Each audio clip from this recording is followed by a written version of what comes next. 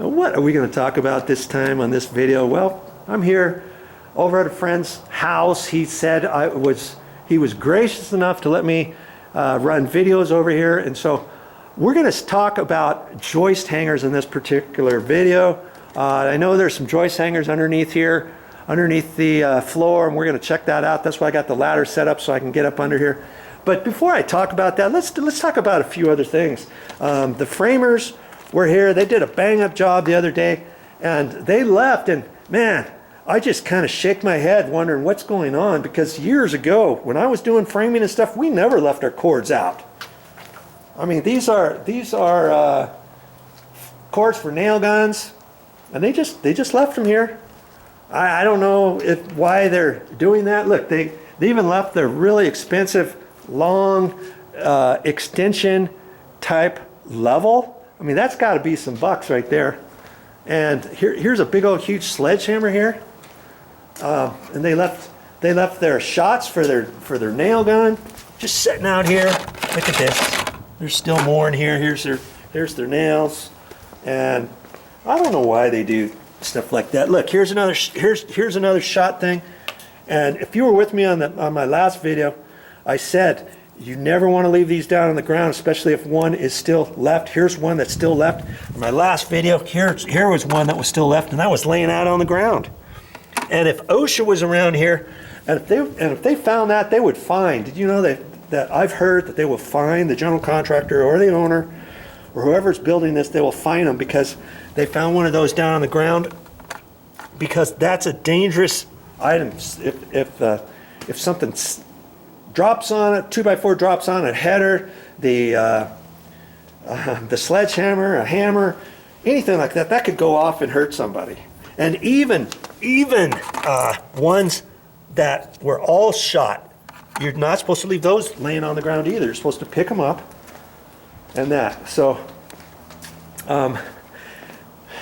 I just don't quite get it. I would never leave my ladders out on a job site. Here they got their compressor sitting over here. It's the weekend, and you know, why leave stuff out for other people to get? Well, and somebody may say, well, we've never had a problem before. Well, there's always going to be a first time for the problem. When the problem happens, you're going to need that. You're not going to have it, and then guess what? You're going to tell your guys from now on, we're not doing that. Blah de blah de blah. Here's a level sitting over here. Okay, here's a part of a jack, floor jack. I don't know why that's here, but in any case, you know, I really never like to do stuff like that. I always left my job site nice and clean. At the end of the day, hey, get one of the apprentices to pick up all the 2x4s and stack them outside, stack them somewhere, sweep up, so people don't come around here the next day walking around tripping over this kind of stuff. Never want to leave a job site with all this junk laying around like this. But enough of that. I told you I was going to talk about joist hangers on this particular video, and so I'm going to get back in here. We'll talk about this, and I think it's joist hangers having to do with those floor joists. Or no, it's not those floor joists. It's these. Now see these little, look at these cute little things. They're only like 8 inches tall, but these are called TJI floor joists. They got this bottom piece sandwiched in with this OSB plywood, sandwiched into a top piece, and that's all glued together. Those things are strong, let me tell you. And that's what they usually use for floor joists nowadays. Now see, lots of houses, and they have those kind of TJI floor joists, that size and bigger sizes. And I've seen lots of houses like that, but for some reason, out in the rest of the downstairs here, they use those truss floor joists. See there? So that's different. Those are a little bit taller. Maybe it's because they span a little bit longer. I've got some TJI floor joists that are a little bit taller than this, that span, at my house, that span maybe 16, 18 feet long. And no joke. And I'm not quite sure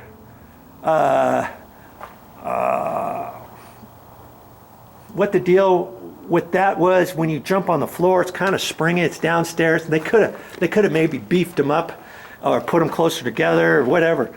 But anyways, at the end of those, you got joist hangers. Now see, here's your joist hangers. Let me find a joist hanger. I think I saw one. I thought I saw. Here we go. This is the type of joist hanger they're using, see? Okay, and you put it up in there, you tack it with these, you nail that in, but then you're supposed to use regular joist hanger nails for every single one of those. And they're a certain type of nail. You can't just use any kind of nail or screw. You've got to look on the plans, make sure you have this right joist hanger nail. And you know, there's a couple different size differences of joist hanger nails too. You got to make sure you got the right ones. See these joist hangers? They're up in here, but I wanted to show you a few of these. Oh, look at this one here. And if you had no knowledge of framing for buildings and stuff, would you think that this joist hanger was installed properly? I'm gonna give you an A+ if you said no. It's not installed properly. Sure doesn't look like it's installed properly. This bottom should be up nice and tight. Look at this. And look at this over here. You're supposed to have joist hanger nails on here. Here's one nail. This one's not nailed. These two aren't nailed. That's not in. Look how it's pulled out at an angle there. This side you got one nail only. Those aren't even nailed. Look at this next one. Here's one nail. This one's a little bit better, but you're not supposed to have any gap underneath here. Here's one nail here on the joist hanger. It's not even nailed in all the way. If I was an inspector, I would never have passed this, and I don't know if the inspector has even looked at this yet. I was told that the inspector came here and checked off the floor inspection for the floor joists, but I'm sure he didn't walk down here because these are not installed properly at all. Boom, boom, boom. This one's not installed properly, one nail. This is the third one here, going over. Now look at this last one here. And they got this block here. They should have put a joist hanger here, right? They didn't. When they first nail these up, they put them up, they toenail them up, and then they put the joist hangers in after the fact. They should have put the joist hanger on first before they put this block on. That's no good. Let's take a meander of some of these other joist hangers. That one's not very good. Look, this one's nailed with 4 nails, okay? But look, my word, look at this. Come on, you gonna tell me that the inspector passed that like that? This is nailed off, four nails. And it's like they're not planning on coming back here. The builder's not, or anything. That is not right. What would happen if weight got on this floor right in here? Could this have a tendency to lower down? Yeah, of course it could. It's not tight there. Look at that over there. When they nail these initially, they just tack them up. I show you how they just toenail it like that. And that's just temporary until they get the joist hanger under there. Joist hanger is what holds it, and that's why you've got to have them installed properly. Here, I know this one's all crooked and bent and at an angle. And it's not tight. See there? Not tight, but it's nailed. This one's nailed, look at that, it's not tight. Now, here's one that's pretty good. I'm gonna be an okay on that, except it's only been nailed once. Look at that, 3 nails missing. And somebody will say, oh yeah, the framer, he's not done. I know that, but that's what they'll say. This one's nailed. It's cattywampus here, it's nail 4 in here. That tells me they're done with this one. It tells me they're done with this one. But look at that, no good. I've got it all nailed. This one's all nailed. Look at that. I can almost get my finger in there. I would never let that go. This one's a little bit better, but it's still got a gap. Those should be tight. And the ones at my house, when I saw that underneath the floor, they put liquid nail construction adhesive under there. Then they pushed this up, so it's all nice and tight before they nailed it. And that prevents your floor from squeaking sometimes, or from moving down and all that kind of stuff. Now see here, this one looks pretty good because they have the construction adhesive on that one. But see, they didn't put construction adhesive on these one. And it's like, Somebody did, and some, and then others they didn't. They put some construction adhesive, but they didn't pull it up tight. Same thing here, construction adhesive, but they didn't pull it up tight. I just don't quite get that. I'm under the house. I'm under here. There you are, over there. Yeah. And so, anyways, that should be looked at. Make sure when you install your joist hangers, you get them up there nice and tight. I mean, there's a right and wrong way to do anything. This is the wrong way, okay? I just don't know. Look at this, look at that, boom. You gonna tell me that's installed properly? All nailed off, all nailed off. No good. And I don't even know if they use joist hanger nails on here. They used to make you. I heard you under there. I'm here. They used to make you nail and use proper joist hanger nails, but I don't know. Maybe nowadays they don't make you. They might have used just a nail gun there. I'm not quite sure because you can see where they've tagged it and marked it there. So not quite sure. Okay. But anyways, there's your tip for the day. There's a right way and wrong way for installing joist hangers. Do it the right way.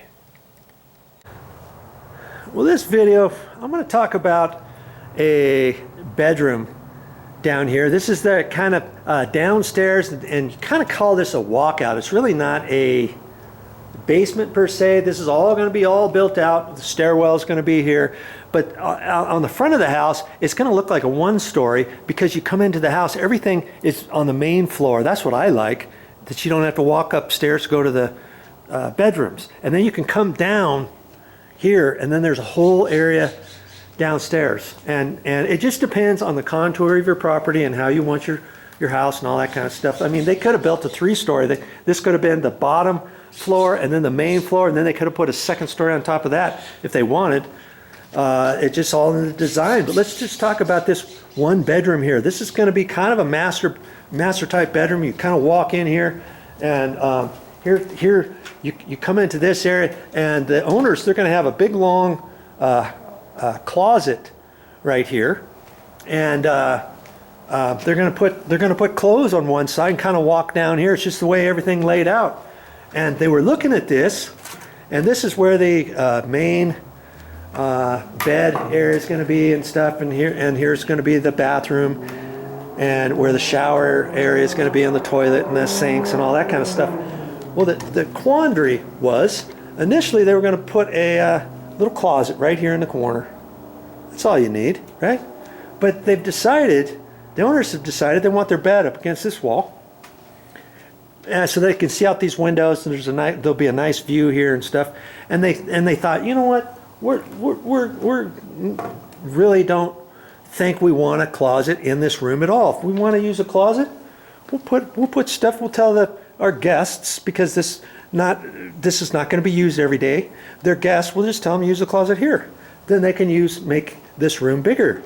Well, what's the quandary? Well, the quandary is, I told the owners, I says, well, you know what the codes are, and he was aware of it, and I don't know if you are or not, but if you have a bedroom and you want to call it a bedroom, it has to have a closet. If it has no closet, you cannot call it a bedroom. So whenever you sell a property, you get more money the more bedrooms you have, as opposed to the more office areas. Like if you're using one bedroom as an office, let's say, you want to make sure that office has a closet in there, so that if you move away, you can list that study as a bedroom. And if the next person uses it for a bedroom or a study, fine, whatever, it's got the closet in there. So there's your tip for the day on wanting to show this, if you want to show this as a bedroom or not. Okay, the other thing to do is if you didn't want the closet on this side, you could install a closet on this wall over here, depending where your bed's gonna go, that kind of thing, okay? And I had another interesting thing. I was talking to the owner, and he was saying, well, if you don't show this as a bedroom, if it doesn't have a closet, maybe your property tax goes down because they only base it on how many amounts of bedrooms you have. So there's another thing to think about when you're designing a room, a bedroom, whether or not it has a closet or not. Use it to your benefit, figure it out, and go from there. Okay, that's it for this time.